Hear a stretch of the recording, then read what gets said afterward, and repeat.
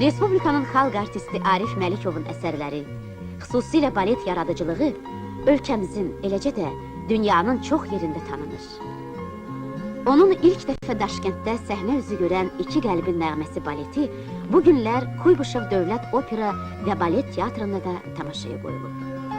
Baletmeyster İqor Çernişov, rəssam Solmaz Haqverdiyeva və eləcə də artistlərin narahatlığını başa düşmək heç də çətin deyil. Axı ilk tamaşada müəllif iştirak edir. Arif Məlikovun özü isə elə bil ilk əsərinin ilk tamaşasına gəlib, həyəcanını gizlədə bilmir.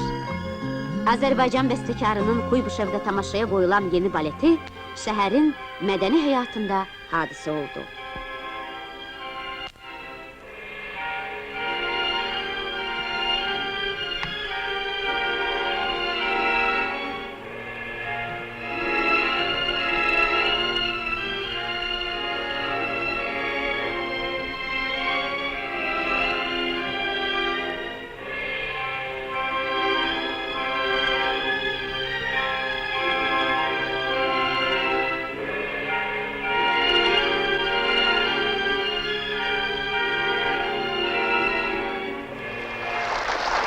Azərbaycan musiqisinin sorağı daha uzaq ellərdən gəlir.